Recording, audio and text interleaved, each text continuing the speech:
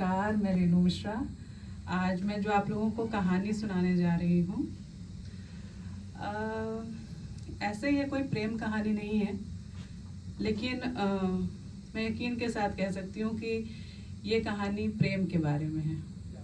एक ऐसा प्रेम जो साथ रहने पर तो बढ़ रहा था, लेकिन जब दूर जाता है तो वह टूट हो जाता है। कैसे, यह हम इस कहानी से जानेंगे। और कहानी का नाम है वो सर्दियों के दिन थे। हाँ, तो वो सर्दियों के दिन थे। हवाओं में कुछ अजीब सा नशा घुला हुआ था, बिल्कुल वैसा ही जैसे कॉलेज पास करने के बाद कोई मन मुताबिक वाली नौकरी मिल जाए और उसमें तनख्वाह भी थोड़ी सी ज़्यादा हो। उन दिनों शिमला में सर्दियों का मौसम अपने परवान पे चढ़ रहा था। इतनी खूबसूरत शिमला की वादियों में इतनी सुंदर सुंदर सर्दियाँ, मतलब इतना अच्छा लग रहा था कि मेरा मन एकदम वहाँ की शोखी में बिल्कुल घिरा जा रहा था। कभी मुझे गुलजार की कोई नज्म याद हो आती, तो कभी निर्मल वर्मा की कहानी की कोई लाइन। हाँ, वो सर्दियों के ही दिन थे। उस समय सांझ को लाइसेंस मिला हुआ था कि वो एक कुहासे में लिपटी हुई नीली सी चादर दिन के आंगन में बिछा दे और रात टिमटिमाते हुए जगमगा उठे। हाँ, निमिष की आंखें भी कुछ ऐसे ही टिमटिमाती थी भी कुछ उसकी आंखें ऐसी, एकदम भूरी बिल्लियों जैसी, कंचे सी चमकती हुई। मेरी माँ कहती थी कि भूरी आंखों वालों पर कभी भरोसा मत करना, लेकिन मैं अपनी माँ की इस बात को छोड़कर बाकी उनकी सब बातें मानती थी। एक दिन निमिष से मेरी मुलाकात इस तरह से हुई। हाँ, एक दिन की बात है, उसने मुझसे कहा कि चलो ऐसा करते हैं, बिना पलके झपकाए हम दोनों एक दूसरे की आंखों में देखते हैं। जिसकी पलकें पहले झपकेंगी वही आइसक्रीम खिलाएगा। एक तो सर्दियों का मौसम, ऊपर से आइसक्रीम की बात। अच्छा चलो, मैंने कोशिश करी, लेकिन फिर वही बात, उसकी आंखें इतनी तिलिस्मी, कौन न खो जाए। फिर आइसक्रीम खिलाने की बारी मेरी हुई। वो बहुत सुहानी सी शाम थी। हम लोग घूमते हुए मॉल रोड से टहलते हुए जा रहे थे। उसने आइसक्रीम खाना शुरू किया और मैं उसकी बेपरवाह कदमों को देख रही थी। वो एकदम बेपरवाह तरीके से आइसक्रीम खाते हुए अपने होठों से गोल गोल छल्ले उड़ा रहा था। वो छल्ले ऐसे उड़ते हुए गए कि रातों को भी उन छल्लों से प्यार हो आया और वो एक सफेद फूलों की बारिश करने लगी। वो वैसी ही बारिश होती है जिसे हम कहते हैं स्नोफॉल, ऐसी बारिश होने लगी। निमिष मेरी जिंदगी में तब आया जब मैं दिल्ली की भागदौड़ से एकदम दूर भाग के अपनी मासी माँ के पास शिमला गई थी, उनके पास कुछ दिनों के लिए रहने के लिए। चूँकि मुझे किताबों का शौक बचपन से ही था, तो मैं अक्सर कभी मॉल रोड चली जाती थी किसी बुक स्टोर पे किताबें देखने, कभी मासी माँ के साथ उनके यूनिवर्सिटी चली जाती थी, लाइब्रेरी में किताबें देखती रहती थी। एक दिन मैं लाइब्रेरी में अपने लिए एक कोई किताब ढूंढ रही थी कि तभी मेरी निगाह निमिष की तरफ गई। उसके एक हाथ में निर्मल वर्मा की, उसके हाथ में 2 किताबें थी, एक हाथ में वे दिन और एक हाथ में एक चीथड़ा सुख। उसके चेहरे को पढ़ के ऐसा लग रहा था कि वो कौन सी किताब पहले इशू कराए, पहले ये वाला कराए कि पहले ये वाला कराए। मैं समझ गई थी। मेरे मुझसे रहा नहीं गया और मैंने कहा कि जिन लोगों के पास 2 रास्ते चुनने के ऑप्शंस होते हैं, वो शायद कभी भी सुखी नहीं रह पाते। उसने मेरी तरफ एकदम, मैं कुछ समझा नहीं जैसी निगाहों से मेरी तरफ देखा। मैंने मुस्कुराई और मैंने कहा, वे दिन इशू करा लो, ये उसी कहानी का कोट है। उसने किताब इशू कराई और मेरे पास पलट के आया और बोला, निर्मल वर्मा की फैन लगती हो। मैंने कहा, फैन नहीं, एसी हूँ।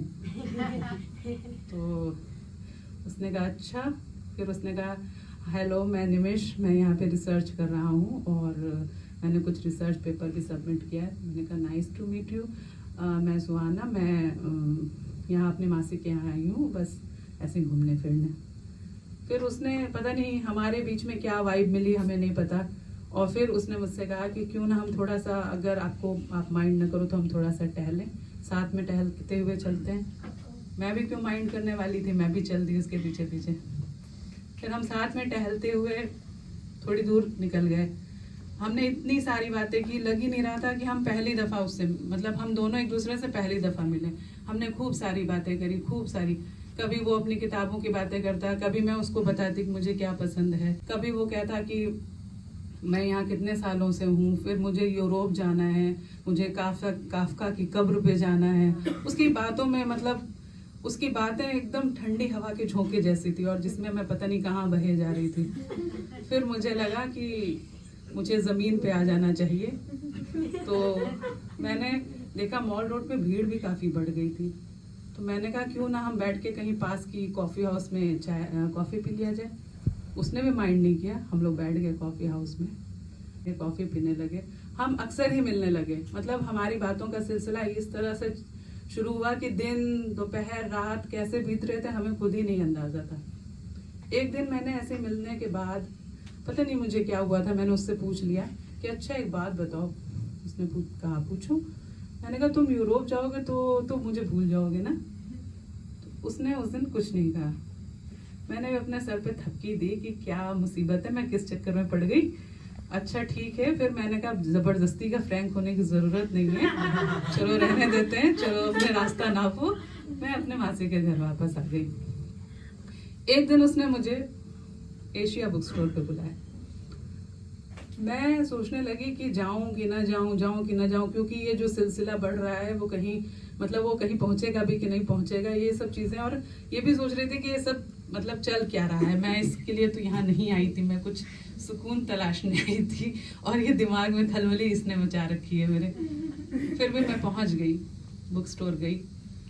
बुक स्टोर पहुंची तो उसके हाथों में एक पूरी किताबों का बंडल था, जिसमें कुछ निर्मल वर्मा किताबें, कुछ काफका की, कुछ कविताओं की किताबें, ढेर सारी किताबें थी।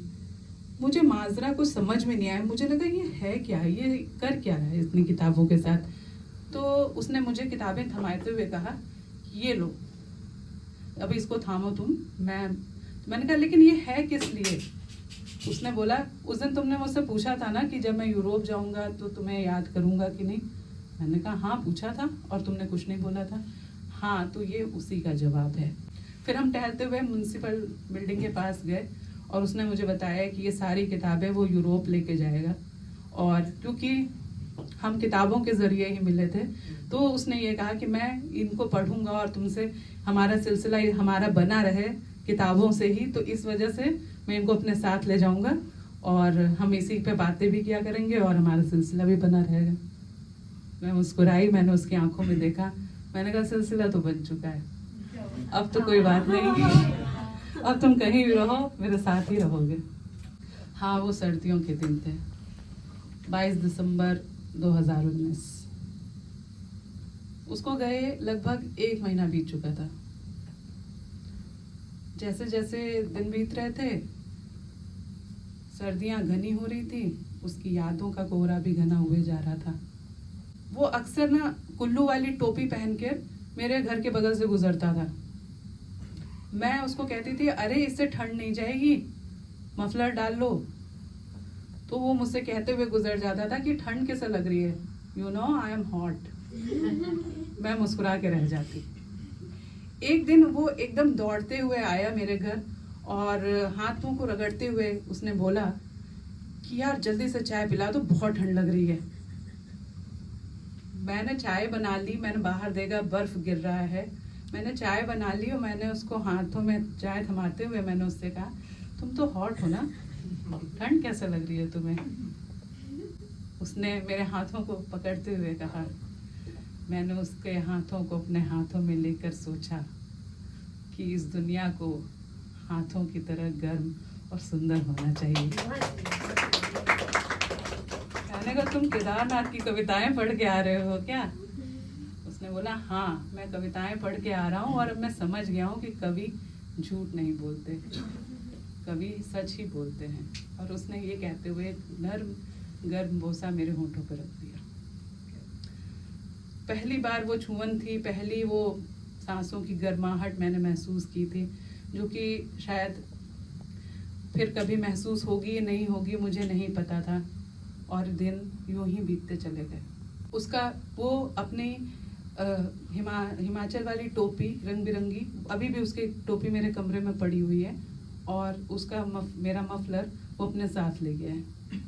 अब 22 फरवरी 2020, हाँ, वो जाती हुई सर्दियों के दिन थे।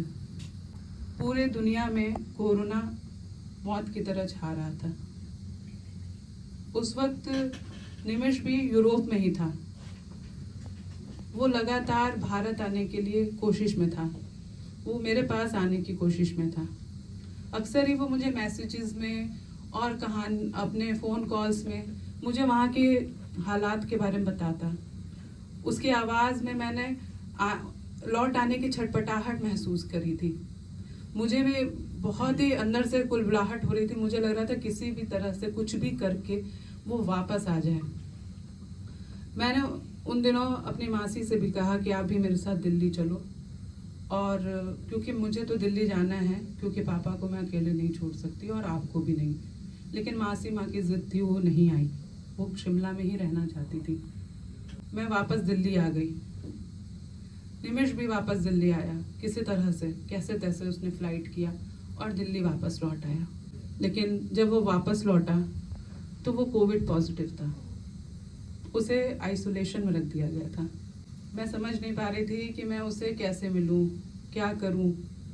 बहुत रिक्वेस्ट करने के बाद मुझे डॉक्टर्स ने अलाउ किया कि ठीक है, आप बाहर से मिल सकते हैं। उसका चेहरा मुरझाया हुआ था, चेहरे पर मास्क लगा हुआ था, वो बहुत ही कमज़ोर नज़र आ रहा था। फिर भी मैंने उसे बकअप करने के लिए हाथ हिलाकर हेलो कहा। उसकी आंखें मुस्कुराई और फिर उदास हो गई।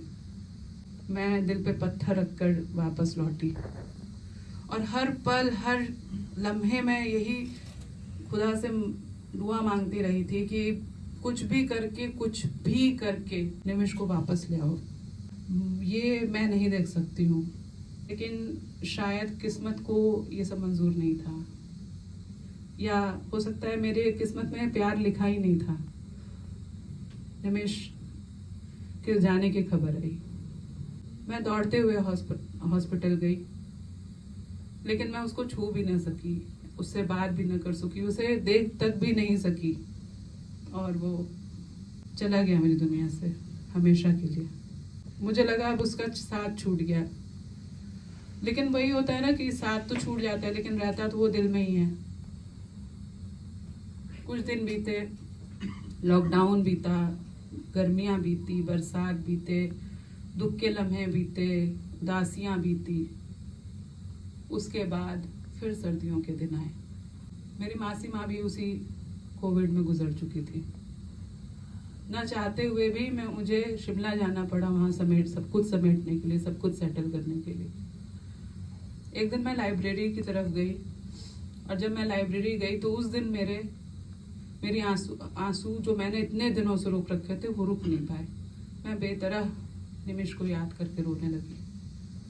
फिर बाहर बेंच पे आकर मैं काफ़ी देर तक बैठी रही।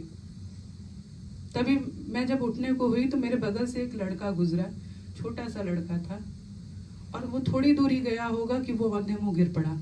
मैंने और कुछ लोगों ने मिलकर उसको जल्द से हॉस्पिटल पहुंचाया। वो बेहोश हो चुका था। बाद में लोगों से पता चला कि कोविड में उसके माँ बाप भी गुजर चुके थे, और वो कैसे तैसे खाना मांग के और कैसे तैसे अपना जीवन गुजार रहा था।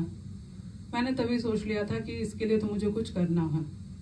जब उसे होश आया और मैं दोबारा उससे मिलने गई तो मैं क्या देखती हूँ, पता नहीं ये कुदरत की कोई साजिश थी कि क्या था। उसकी आंखें भी बिल्कुल वैसी थी, भूरी, बिल्लियों जैसी कंचे से चमकती हुई।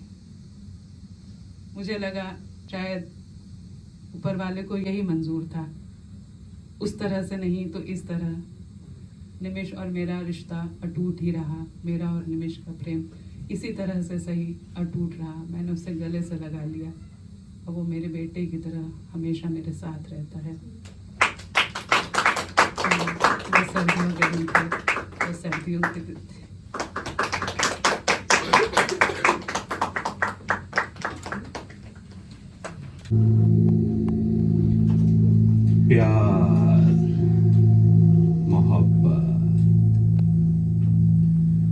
कौन कौन है यहाँ जिसने कभी प्यार किया है?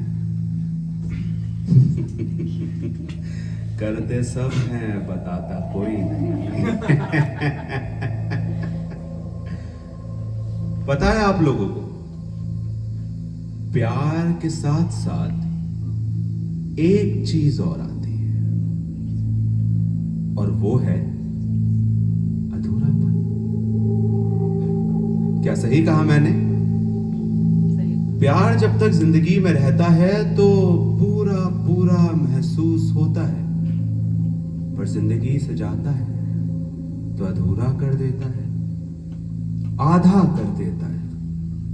और फिर हर जगह, भले ही नदी के पास आप बैठे हो, समुद्र के किनारे हो, किसी पहाड़ पे हो, किसी कैफे में हो, वो अधूरापन आपका पीछा नहीं छोड़ता। और मेरा अगला किरदार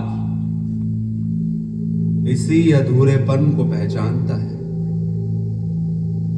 वो अपने आस पास रखी हुई अधूरी चीजों को जानता है, लोगों के अधूरेपन को टटोलता है। पर वो ऐसा क्यों करता है? क्योंकि वो खुद भी अधूरा ही है। Thank you.